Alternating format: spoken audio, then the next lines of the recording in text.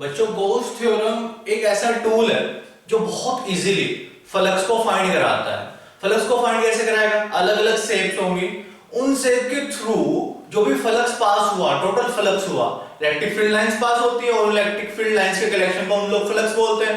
ये हम लोगों ने देख लिया था पिछले टॉपिक में। तो बच्चों उस फ्लक्स को फाइंड करने के लिए कि कितनी क्वांटिटी है उसकी total, we must use Gauss theorem. Gauss theorem एक तरीके से क्या है? शॉर्टकट। गॉस थ्योरम क्या हुआ बच्चों? शॉर्टकट। तो उसको स्टार्ट कर दे गॉस थ्योरम को। गॉस थ्योरम में देखो मैंने यहां पे लिखा हुआ है, डेफिनेशन भी दी है। It state that the total electric flux through a close surface, it state that total electric flux through a close surface. बच्चों क्लोज सरफेस के थ्रू, ये ध्यान रखना, through a close surface enclosing a charge is equal to 1 upon epsilon naught times the magnitude of the charge enclosed। ये हुआ। तो इसका मतलब समझते हैं, देखो क्या है। गॉस थ्योरम के अकॉर्डिंग ये हमें बताती है जो टोटल इलेक्ट्रिक फ्लक्स होगा phi through a close surface, किसी क्लोज सरफेस के थ्रू टोटल इलेक्ट्रिक फ्लक्स होगा एनक्लोजिंग अ चार्ज, जो चार्ज को एनक्लोज भी कर रहा हो। बच्चों एक सरफेस है, उसके अंदर चार्ज एनक्लोज हो रहा है, तो उस सरफेस का जो इलेक्ट्रिक फ्लक्स होगा, the total electric flux through a close surface enclosing a charge, clear, is equal to 1 upon epsilon naught times 1 upon epsilon naught times the magnitude of charge enclosed, q enclosed, q e n। समझ में आया बच्चों? एक बार मैं फिर से repeat कर रहा हूं, देखो ध्यान से सुनो। कोई एक सरफेस है, एक स्क्वायर है, वो स्क्वायर चार्ज को एनक्लोज कर रहा है 2 कूलम चार्ज को। कितने चार्ज को? 2 कूलम। हालांकि 2 कूलम आप लोगों को मैंने बताया बहुत बड़ा चार्ज है, तो हम लोगों ने फिर भी मान लिया, चलो 2 माइक्रो कूलम मान लेते हैं, वो तो सही है ना यार। तो 2 माइक्रो कूलम चार्ज को एनक्लोज कर रहा है एक स्फीयर। तो अब मैं जानना चाह रहा हूं कि उस स्फीयर के थ्रू कितना फ्लक्स हुआ। तो बच्चों सिंपल है, टोटल फ्लक्स आप लोग बता दो, कहोगे जी 1 अपॉन एप्सिलॉन नॉट टाइम्स होगा किसका? जो चार्ज एनक्लोज हुआ। तो उस स्फीयर के अंदर कितना चार्ज था टोटल? 2 coulomb, 2 micro coulomb. तो कितना आंसर हो जाएगा? 2 upon epsilon not times 2 upon epsilon not. और एप्सिलॉन नॉट आप लोगों को पता है ये क्या होता है? Permittivity of free space, permittivity of free space या फिर एयर या फिर वैक्यूम। वैल्यू कितनी होगी? 8.854 into 10⁻12। सब देखा है ना पिछली वीडियो में? बस बहुत बढ़िया। तो गॉस थ्योरम हमें कुल मिला के समझ में आ गई। It state that total electric flux, जो टोटल फ्लक्स होगा किसी भी सरफेस के थ्रू जो चार्ज को एनक्लोज कर रहा होगा, वो 1 अपॉन एप्सिलॉन नॉट टाइम्स होगा। किसका 1 अपॉन एप्सिलॉन नॉट टाइम्स होगा? जो चार्ज एनक्लोज हुआ, जो उसके अंदर चार्ज था। बच्चों मैंने कोशिश की है कि आप लोगों को सिंपल लैंग्वेज में, अपनी लैंग्वेज में बताऊं, बुक की लैंग्वेज को मैं अवॉइड करूं। तो समझ में आया? Flux phi equal to 1 upon epsilon not times of q enclose. ये इक्वेशन 1 हो गई। अब हमने फ्लक्स को हम लोगों ने बेसिक डेफिनेशन से देखा था। फ्लक्स को बेसिक डेफिनेशन से क्या देखा था? फाई क्या है? अबे यार चैप्टर ये टॉपिक गॉस थ्योरम शुरू होने से पहले फ्लक्स पढ़ाया था ना, आप लोगों को भूल गए थे। फ्लक्स रियल में मीनिंग क्या है? Collection of electric field lines, यानी कि किसी एरिया के थ्रू कितनी इलेक्ट्रिक फील्ड लाइंस पास हुई। बच्चों आप लोगों को एरिया वेक्टर भी बताया था मैंने, याद करो सब कुछ भाई। तो फिर phi equal to integral E vector dot ds vector, ये समझा चुका हूं मैं। ये इक्वेशन 1 है, ये इक्वेशन 2 है। वेयर ई वेक्टर क्या है? इलेक्ट्रिक फील्ड, डीएस क्या है? Area element. तो इक्वेशन 1 और 2, फ्रॉम इक्वेशन 1 एंड 2 क्या है? Integral E vector dot ds vector is equal to q enclose upon epsilon naught. Is it clear? Now इसको डिफाइन कर दो।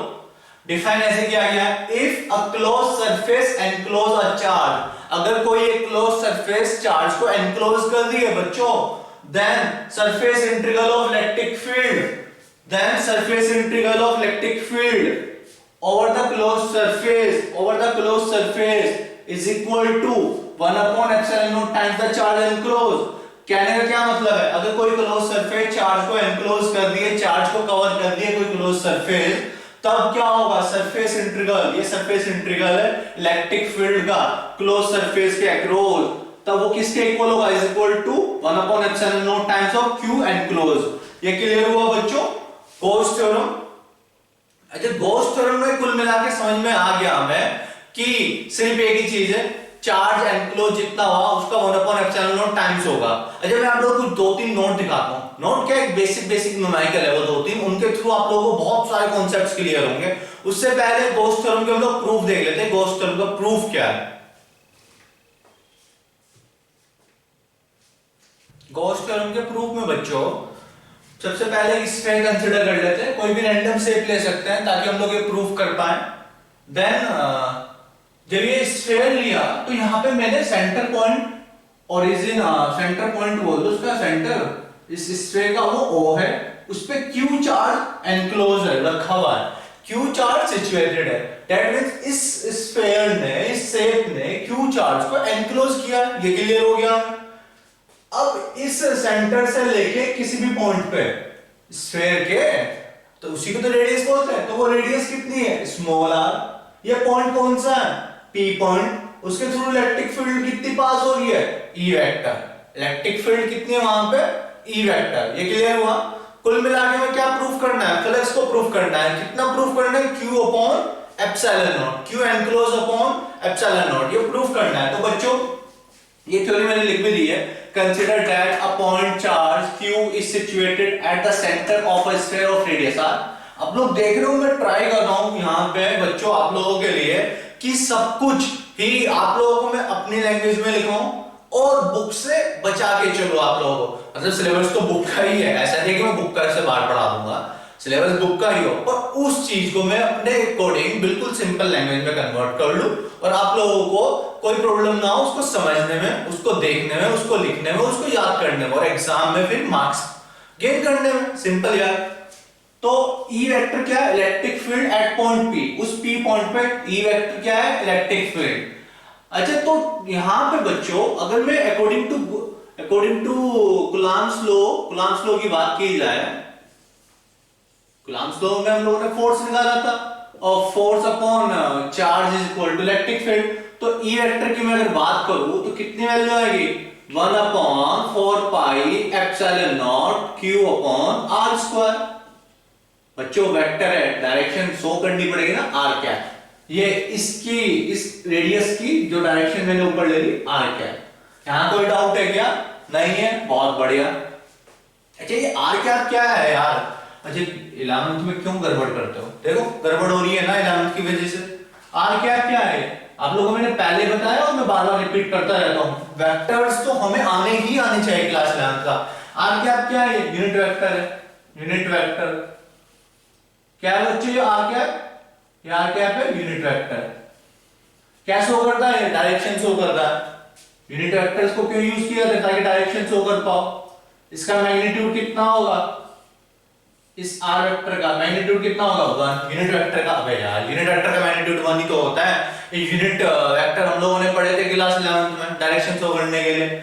i cap, j cap, k cap. अब यहाँ पे x y z एक्सिस तो है नहीं कि मैं i cap, j cap, k cap लूं। यहाँ पे तो कोई एक रैंडम डायरेक्शन है, तो उस रैंडम डायरेक्शन के लिए r कैप हम लोगों ने कंसीडर कर लिया। क्लियर है? अच्छा अब हमें फ्लक्स फाइंड करना था। फ्लक्स फाइंड करने के लिए हमें स्मॉल एरिया एलिमेंट लेना पड़ेगा। तो यहाँ पे मैं एक रैंडमली छोटा सा एरिया ले लेता हूँ, कंसीडर कर लेता हूँ। ये एरिया मैंने कंसीडर कर लिया। एरिया वेक्टर की डायरेक्शन कहाँ होती है? आप लोगों ने देखा था बाहर की ओर, तो ds वेक्टर।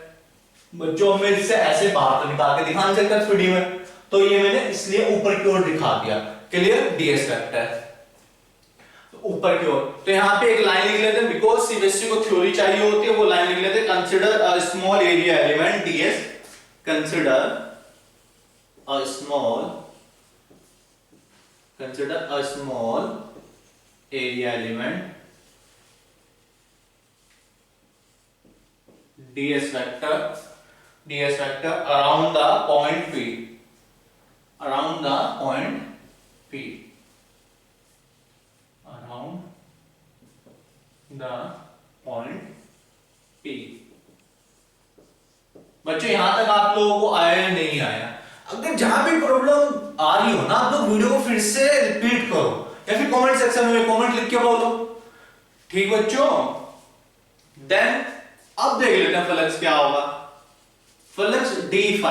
अच्छा स्मॉल एरिया एलिमेंट लिया ना, ये क्यों लेते हैं लोग? बार बार में स्मॉल क्यों ले रहा हूं? स्मॉल इसलिए लेना पड़ रहा है क्योंकि स्मॉल का मतलब है बच्चों छोटी छोटी चीजों के लिए कैलकुलेशन करना, और फाइनली जब वो स्मॉल लेवल पे कैलकुलेशन हो जाए तो इंटीग्रेट कर दो, टोटल मिल जाएगा आप लोगों को।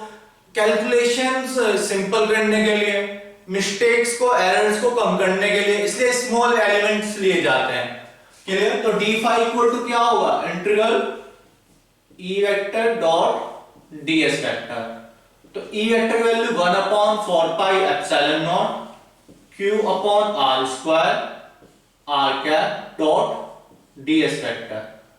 अब बच्चों इस r कैप और डॉट ds वेक्टर को हम लोग सॉल्व कर लेते हैं। आप लोगों को ध्यान है ना बच्चों, a vector dot b vector क्या होता था, ab cos थीटा, ये याद है या नहीं है?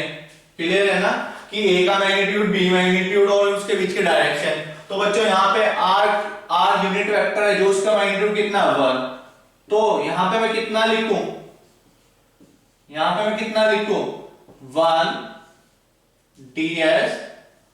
एंगल चेक करो, एंगल चेक करो, एंगल चेक करने के लिए बच्चों, एंगल चेक करने के लिए आप लोग देखो कि ds भी बाहर की ओर और ये r कैप भी बाहर की ओर, तो कितना एंगल बनना है 0। cos 0 की वैल्यू कितनी होती है 1। बच्चों cos 0 की वैल्यू कितनी होती है, sin 0 की 0, cos 0 की 1। तो ये कितना आ गया 1 upon 4 pi epsilon naught q upon r square ds, q upon r square ds। बच्चों इसका स्क्रीनशॉट लिया, स्क्रीनशॉट ले लिया करो आप लोग। अब इसके बाद का मैं आप लोगों को थोड़ा सा साइड में कर देता हूं। ये देखो हमारा फ्लक्स स्मॉल एलिमेंट के थ्रू तो आ गया, अब हमें क्या फाइंड करना है, टोटल फ्लक्स निकालना है। तो therefore electric flux through the close surface of the sphere, therefore बच्चों अब देखो ये इसके बाद का नीचे तो आप लोगों को फिर प्रॉब्लम होगी दिखने में, तो मैं यहां लिख देता हूं therefore the total electric flux, total electric flux की बात हो रही है बच्चों, छोटे से फ्लक्स की बात नहीं हो रही। स्मॉल फ्लक्स तो हम लोगों ने निकाल लिया उसके through. therefore the total electric flux through the closed surface, through the closed surface, through the closed surface is कितना होगा phi total, phi equal to integral phi. आप इस डी फाई को पूरा इंटीग्रल कर दो तो कितना होगा बच्चों 1 upon d phi value 1 upon 4 pi epsilon naught, ये देखो ना ये निकाली थी अभी, q upon 1 upon epsilon naught q upon r square ds। ds क्या है यहाँ पे, ds इसका एरिया है बच्चों स्फीयर का। तो हमें पता है कि एरिया स्फीयर का जो ds होगा, एरिया होगा वो होगा 4 पाई r स्क्वायर, 4 पाई r स्क्वायर।